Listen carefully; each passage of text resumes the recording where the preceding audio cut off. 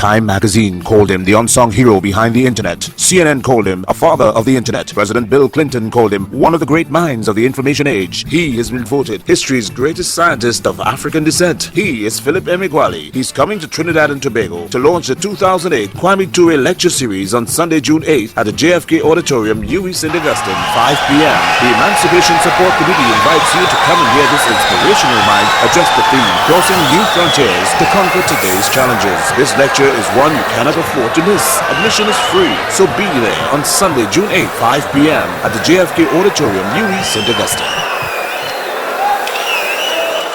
For the 15 years onward of June 20, 1974, I conducted my supercomputer research alone. I did so alone because I was ridiculed, mocked, and rejected by all white research teams that were exclusively programming only sequential and vector processing supercomputers. As a black African-born supercomputer scientist in the United States, I felt like I was in exile wherever I am. I'm in exile in the United States. I was in exile in Africa. I was in exile in the then uncharted territory of the massively parallel processing supercomputer. A multidisciplinary supercomputer research team could comprise of 1,000 scientists and engineers. Each member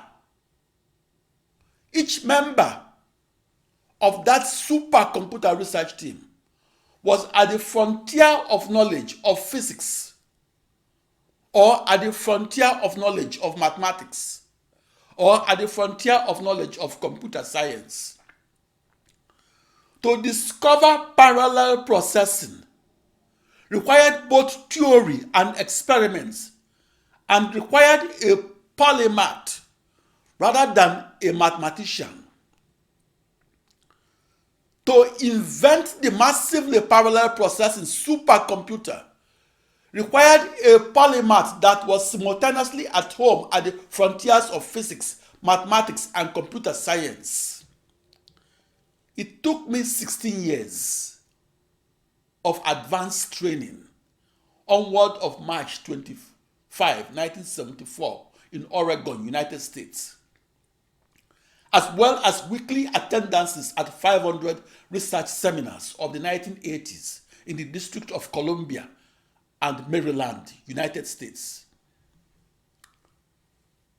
to become that triple threat and that polymath that is at home at the frontiers of knowledge in physics, mathematics, and computer science.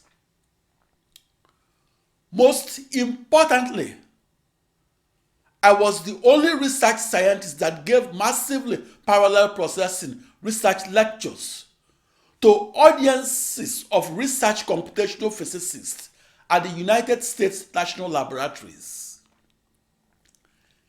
I gave research lectures to research mathematicians at the International Congress of Mathematicians.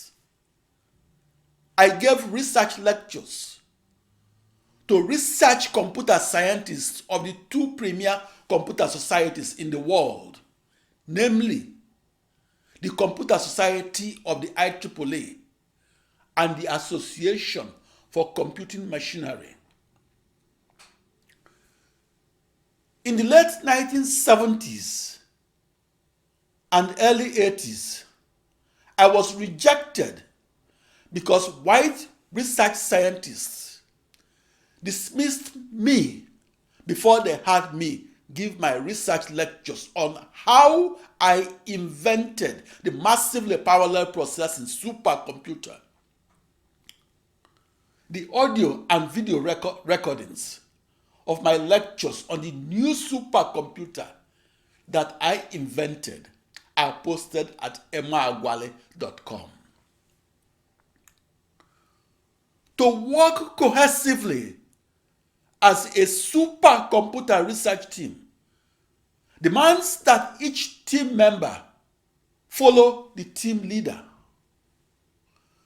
The supercomputer research teams of the 1970s and 80s were coerced to groupthink and were technologically brainwashed to groupthink only in the direction of conventional and vector processing, supercomputing. The leading proponents of vector processing supercomputers were the leading opponents of parallel processing supercomputers. In 1989, there were 25,000 users of vector processing supercomputers.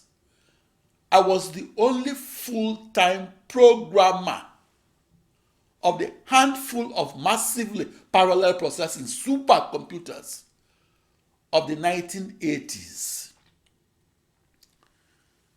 Gene Amdahl and Seymour Cray, the two leading opponents of the parallel processing supercomputer, argued that it will forever remain impossible to parallel process through as many as 8 processors or computer cores. In the 1940s through 60s, the group thinkers in the field of supercomputing focused only on the sequential processing supercomputer technology. In the 1970s and 80s, the group thinkers in supercomputing focused only on the vector processing supercomputer technology. In those 2 decades, I was forced to work as a lone wolf supercomputer scientist that was not a member of a 400-person research team.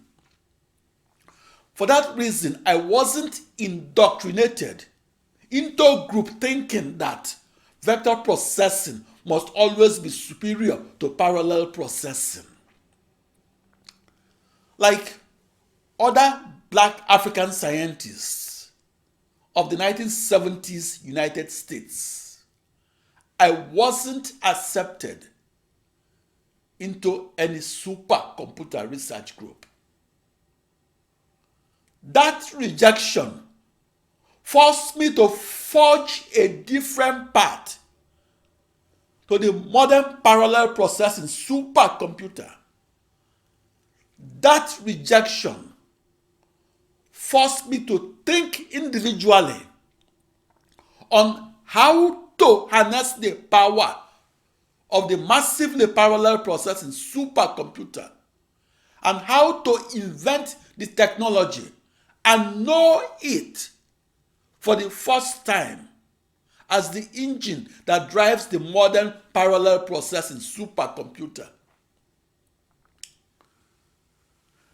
The reason my invention of the massively parallel processing supercomputer made the news headlines and was recorded in the June 20, 1990 issue of the Wall Street Journal was that the parallel processing supercomputer technology of today was then dismissed and abandoned by the leaders of thought in supercomputing, namely Gene Amdahl and Seymour Cray, and was then rejected by their followers who described parallel processing as a huge waste of everybody's time.